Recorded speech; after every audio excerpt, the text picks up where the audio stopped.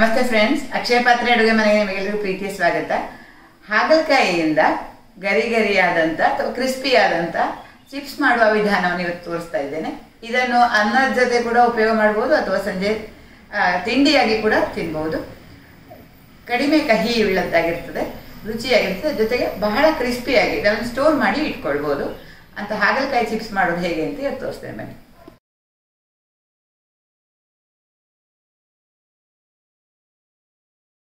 ಚಿಪ್ಸಿಗೆ ಹಾಗಲಕಾಯಿ ಸ್ವಲ್ಪ ಫ್ರೆಶ್ ಆಗಿದ್ದರೆ ಒಳ್ಳೆಯದು. ಅಕಸ್ಮಾತ್ ನಾವು ತಂದು ಇಟ್ಟುಕೊಂಡಂಥ ಬಾಡಿದೆ ಅಂತಂದರೆ ಇದನ್ನು ಫ್ರಿಜ್ಜಲ್ಲಿ ಇಟ್ಟು ಫ್ರಿಜ್ಜಿನಿಂದ ತೆಗೆದು ನೇರವಾಗಿ ಇದನ್ನು ಬಳಸ್ಕೊಳ್ಬೋದು. ಆದಷ್ಟು ತಣ್ಣಗಿದ್ದರೆ ಒಳ್ಳೆಯದು. ಮೊದಲಿಗೆ ಇದನ್ನು ತೊಳ್ಕೊಳ್ಬೇಕು. ಚೆನ್ನಾಗಿ ತೊಳೆದು ತೊಟ್ಟು ತಗೊಳ್ಬೇಕು. ಹದವಾಗಿ ಎಳತ್ತು ಅಂತಂದರೆ ಬೀಜವನ್ನು ಕೂಡ ಉಪಯೋಗಿಸ್ಕೊಳ್ಬೋದು. ಇಲ್ಲಾದರೆ ತುಂಬ ಬೆಳೆದಿದ್ರೆ ಬೀಜ ತೆಗೆದ್ರೆ ಸಾಕು.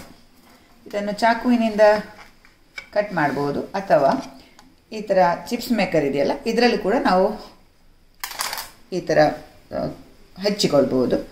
ಇದನ್ನು ಸ್ವಲ್ಪ ದಪ್ಪ ಮಾಡ್ಕೊಳ್ಬೇಕಾಗ್ತದೆ. ಇದರಲ್ಲಿ ಅಡ್ಜಸ್ಟ್ಮೆಂಟ್ ಇದೆ ನೋಡಿ, ಈ ಥರ. ಇಲ್ಲ ಅಂತಂದರೆ ಇದನ್ನು ಸ್ವಲ್ಪ ಎತ್ತರ ಮಾಡಿ ಇಲ್ಲಿ ಗ್ಯಾಪ್ ಜಾಸ್ತಿ ಇರುವಾಗ ನೋಡ್ಕೊಳ್ಬೇಕು. ಚಾಕುವಲ್ಲಾದರೆ ಸ್ವಲ್ಪ ತೆಳ್ಳಗೆ ಮಾಡ್ಕೊಳ್ಬೇಕಾಗ್ತದೆ.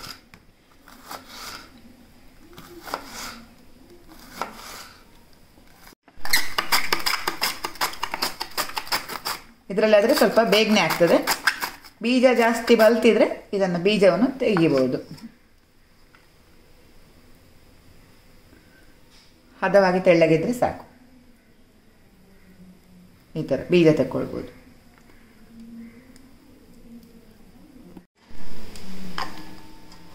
ಹೆಚ್ಚಿದಂಥ ಹಾಗಲಕಾಯಿಯನ್ನು ಸ್ವಲ್ಪ ಬೀಜವನ್ನು ತೆಗೆದಿದ್ದೇನೆ.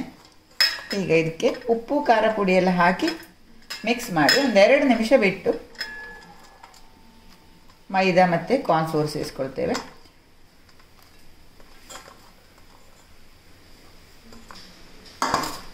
ದೊಡ್ಡ ದೊಡ್ಡ ಬೀಜ ಇದ್ದರೆ ತೆಗೆದ್ರೆ ಆಯ್ತು ಅಷ್ಟೆ. ಆಮೇಲೆ ಉಪ್ಪು ಸೇರಿಸ್ತಾ ಇದ್ದೇನೆ.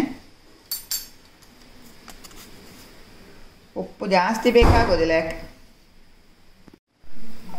ಉಪ್ಪು ಜಾಸ್ತಿ ಬೇಕಾಗೋದಿಲ್ಲ ಇದಕ್ಕೆ. ಖಾರ ಪುಡಿ ಸ್ವಲ್ಪ ಜಾಸ್ತಿ ಬೇಕಾಗ್ತದೆ.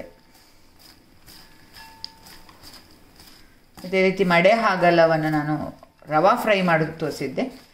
ರವಾ ಫ್ರೈ ಕೂಡ ಇದನ್ನು ಮಾಡ್ಕೊಳ್ಬೋದು. ರವಾ ಫ್ರೈ ಅಂದರೆ ರವೆ ಮತ್ತು ಅಕ್ಕಿ ಹಿಟ್ಟು ಹಾಕಿ ಇದೇ ರೀತಿಯಾಗಿ ಮಾಡ್ಕೊಳ್ಳುವಂಥದ್ದು.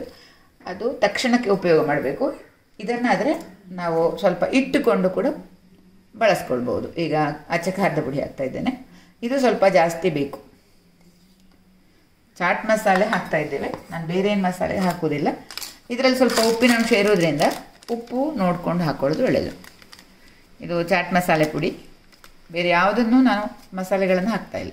ಖಾರ ಪುಡಿ, ಚಾಟ್ ಮಸಾಲೆ ಪುಡಿ, ಉಪ್ಪು ಹಾಗೂ ಸ್ವಲ್ಪ ಹಿಂಗನ್ನು ಹಾಕ್ತಾ ಇದ್ದೇನೆ. ಪುಡಿ ಹಿಂಗು, ಹಿಂಗಿನ ಪುಡಿ ಹಾಕ್ತಾ ಇದ್ದೇನೆ. ಇದು ಚಾಟ್ ಮಸಾಲೆಯಲ್ಲಿ ಇದ್ದರೂ ಸಹ ಸ್ವಲ್ಪ ಹಿಂಗಿನ ಪುಡಿ ಹಾಕಿದರೆ ಚೆನ್ನಾಗಿರ್ತದೆ. ಹೀಗೆ ಇದನ್ನು ಮಿಕ್ಸ್ ಮಾಡ್ಕೊಳ್ಬೇಕು.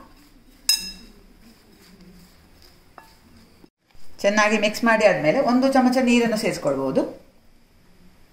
ಉಪ್ಪು ಹಾಕಿರೋದ್ರಿಂದ ಅದು ನೀರು ಬಿಟ್ಕೊಳ್ತದೆ, ಆದರೆ ಜಾಸ್ತಿ ಬೇಡ. ಸ್ವಲ್ಪ ನೀರು ಹಾಕ್ಕೊಳ್ಬೇಕು. ಆಮೇಲೆ ಇದಕ್ಕೆ ಮೈದಾವನ್ನೆಲ್ಲ ಸೇರಿಸೋದು. ಈಗ ಮೈದಾ ಸೇರಿಸ್ತಾ ಇದ್ದೇನೆ. ಮೈದಾಕ್ಕಿಂತ ಸ್ವಲ್ಪ ಜಾಸ್ತಿ ನಾವು ಕಾರ್ನ್ಫ್ಲೋರನ್ನು ಸೇರಿಸ್ಬೋದು. ಕಾರ್ನ್ಫ್ಲೋರ್ ಇಲ್ಲದವರು ಅಕ್ಕಿ ಹಿಟ್ಟನ್ನು ಸೇರಿಸ್ಕೊಳ್ಬೋದು. ಹಾಗಲಕಾಯಿ ಧಾರಾಳ ಸಿಕ್ಕಿದರೆ ಈ ಥರ ಮಾಡ್ಕೊಳ್ಳಿಕ್ಕೆ ಚೆನ್ನಾಗಿರ್ತದೆ. ನಾನು ಮೊನ್ನೆ ಊರಿಗೆ ಹೋಗಿದ್ದಾಗ ನನ್ನ ಭಾವ ಇದ್ದಾರೆ, ಹರಿಪ್ರಕಾಶ್ ಅಂತ, ಸಾವಯವ ಕೃಷಿಕರವರು. ಚೆನ್ನಾಗಿ ಹಾಗಲಕಾಯಿ ಸಾಕಷ್ಟು ಬೆಳೆಸಿದ್ರು, ನನಗೆ ಕೊಟ್ಟಿದ್ದರು. ಅದನ್ನು ನಾನು ಇವತ್ತು ಮಾಡಿ ತೋರಿಸ್ತಾ ಇದ್ದೇನೆ. ಇನ್ನೊಂದು ಸ್ವಲ್ಪ ಸೇರಿಸ್ತೇನೆ ಕಾರ್ನ್ಫ್ಲೋರು. ಇನ್ನೂ ನೀರು ಹಾಕೋದು ಬೇಡ. ಇದು ಚೆನ್ನಾಗಿ ಕೋಟ್ ಆಗಬೇಕು ಇದಕ್ಕೆ ಅಷ್ಟೇ. ಇಲ್ಲಿ ಎಣ್ಣೆ ಬಿಸಿ ಮಾಡಲಿಕ್ಕೆ ಇಟ್ಟಿದ್ದೇನೆ.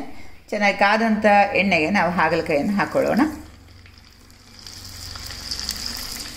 ಇದು ಹಾಗಲಕಾಯಿ ಆಗಿರೋದ್ರಿಂದ ನಾವು ಸ್ವಲ್ಪ ಕಡಿಮೆ ಎಣ್ಣೆ ಇಟ್ಟುಕೊಂಡು ಕರೆದ್ರೆ ಒಳ್ಳೆಯದು.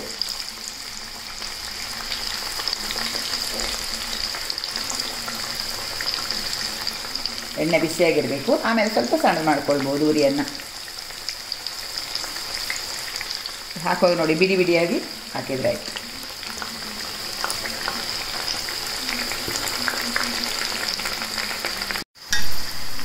ಹಾಗಲಕಾಯಿ ಇದು ಗರಿ ಗರಿ ಆಗೋ ತನಕ ನಾವು ಕರಿಬೇಕು. ಕಾರ್ನ್ ಫ್ಲೋರ್ ಹಾಕಿರೋದ್ರಿಂದ ಕ್ರಿಸ್ಪಿಯಾಗಿ ಬರ್ತದೆ.